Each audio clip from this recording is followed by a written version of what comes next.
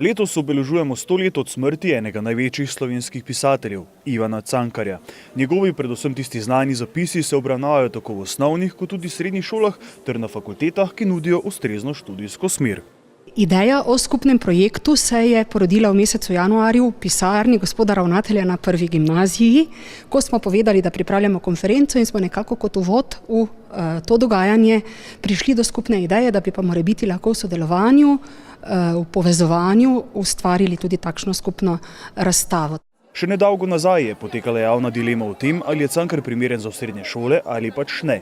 Ravnatelj Prve gimnazije Maribor obravnavo njegovih del umešča v ustrezne okvirje.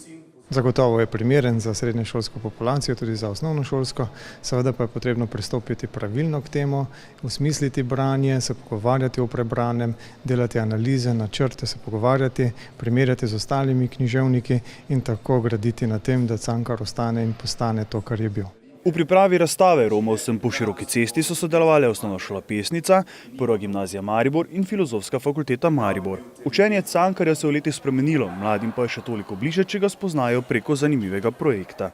Predvsem z drugačnimi, malo modernejšimi načini, oblikami dela. Mi ga kot osnovnošolci, torej če se spomnim, smo ga na relativno klasičen način obravnavali in zato je bila tudi ta odmaknjenost nekoliko drugačna, malo bolj sterilen način. Medtem ko so pa zdaj tukaj naredili popolnoma v neki drugi luči, torej videli so, da se da sodelovati, zato smo se tudi povezali po celi vertikali. Tudi po 100 letih po smrti Cankarjeva dela še zdaleč niso le na policah, kjer bi se nanje nabiral prah. Cankar je še vedno pomemben, pravzaprav vse, kar je napisal, še vedno govori, nam še vedno govori, tako kot je govorilo pred dobrimi 100 leti, govori še danes, samo mogoče z drugimi očmi in zanimivo je, da vsaka generacija vidi nekaj drugega.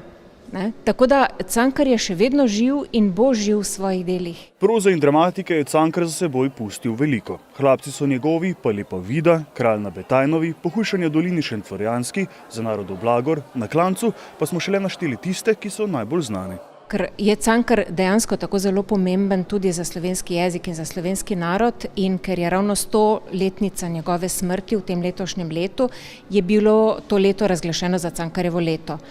In na oddelku za slovanske jezike in književnosti Filozofske fakultete Univerze v Mariboru v sodelovanju s Slavističnim društvom Maribor smo se odločili, da pripravimo konferenco, torej mednarodno znanstveno konferenco na to temo. Mednarodna znanstvena konferenca Slavistični premisleki z naslovom Cankarjev list v cvetu bele krizanteme bo potekala čez sredo in četrtek, o Cankarju pa bo govorilo 40 prijavljenih referentov.